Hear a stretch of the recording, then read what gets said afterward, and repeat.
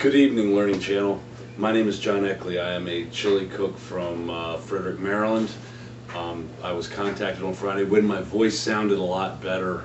I was up in Connecticut this weekend cooking chili and I caught a really nasty head cold and now I have no voice. You guys contacted me about a show that you wanted us to submit some paperwork to and tell us a little bit about ourselves, and so done the paperwork, mailing it out, doing this now. Excuse me, I said sore throat. I've been cooking chili since 1995. The funny story behind that is that my wife is quite a few years younger than I am, and her parents did not like the idea of a 25-year-old divorced man dating their 19-year-old daughter, so they avoided me like the plague. So for us to get to know each other, my wife made me go to a chili cook-off and compete. It kind of forced my future in-laws to stay in a place where they couldn't run from me for more than an hour, and actually got to know me, and I guess they love me now. Unfortunately, my mother-in-law passed, but my father-in-law and I have a great relationship, and it's all because of chili. In certain ways, I have to owe my life to cooking chili. I've had 2 open heart surgeries for valve-related issues in the past 3 years, and if it wasn't for all the well wishes and prayers and gifts and phone calls from people during my recovery, I don't know if I would have made it. These people are the most outstanding people that you would ever meet. I have never been more taken in by a group of people than this. I think that this show would be a fantastic thing, especially to show how great these people are and how giving they are, because we do all this for charity. That is a lot of times when I cook chili, I want to know at the competitions, who am I cooking for?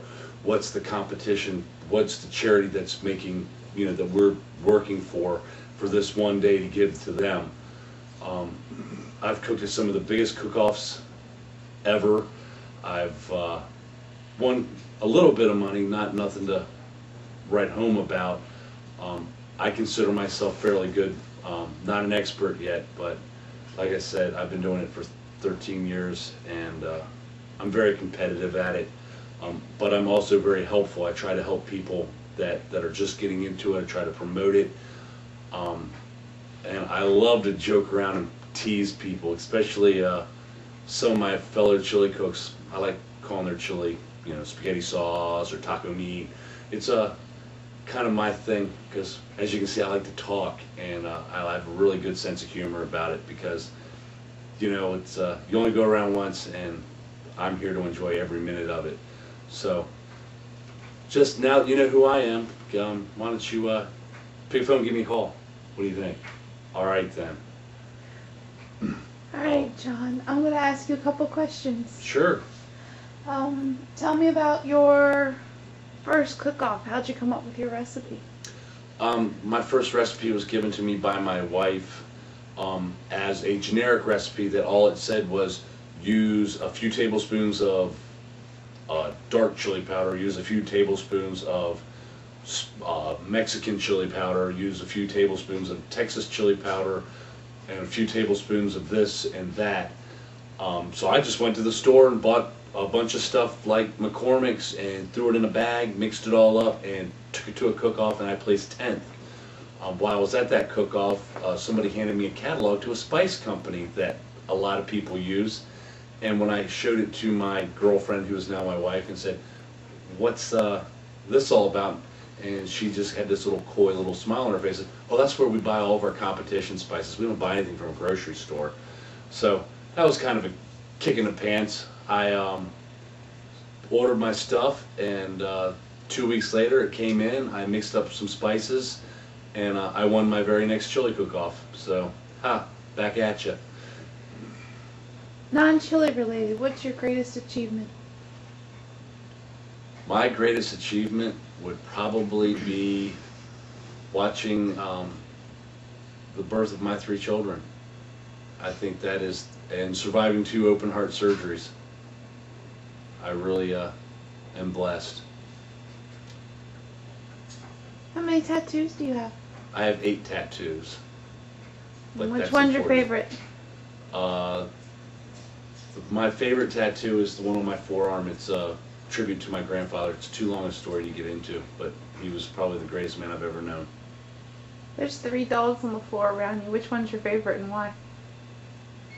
Sable, because she's an idiot.